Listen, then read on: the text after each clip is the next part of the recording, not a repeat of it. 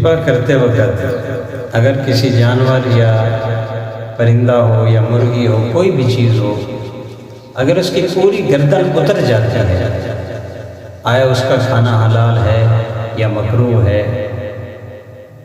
کیا ہے اس کے بارے میں کچھ حضرات کی رائے یہ ہے کہ اس کا کھانا حرام، کچھ کہتے ہیں مکروہ ہے، لیکن احناف کے نزدیک اس کا کھانا حلال ہے، بشرط ہے کہ اس نے یہ جان بوجھ کر نہیں کیا، اس نے یہ عمل جو ہے، یہ حرکت، یہ اذیت جو دی ہے، اس سے جانور کو اذیت دی ہے۔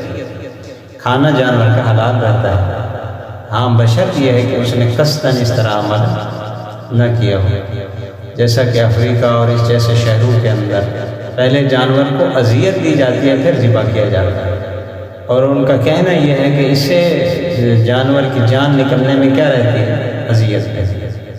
اب ذبح کرنے کے بعد فوراً ہی اگر اسے چھیلنا اور اسے کاٹنا شروع کر دیا تو یہ بھی صحیح نہیں ہے، اس طرح بھی جانور کو کیا ہوتی ہے؟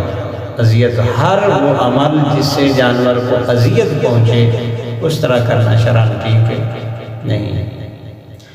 اور ایک خاص چیز کا خیال رکھا جائے کہ جب ذبح کیا جاتا ہے، گلا کٹ جاتا ہے، جن رگوں سے خون تیزی سے نکل رہا ہوتا ہے، بسا اوقات ذابح ذبح کرنے والا جو ہوتا ہے وہ ان رگوں کو مضبوطی سے پکڑ لیتا ہے، خون بہنے نکل جاتا ہے۔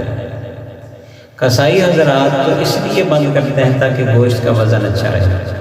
بعض میں کسی دوست نے بتایا ہے کہ وہ ٹھنڈے پانی کا ایک پیپ ہوتا ہے وہ وہاں ڈال دیتے ہیں، وہ پانی بھی اندر جاتا ہے اس میں، اب وہ خون جو ہوتا ہے وہ جم جاتا ہے گوشت کے اوپر، اس سے گوشت کا وزن کیا ہوتا ہے؟ بڑھ جاتا ہے۔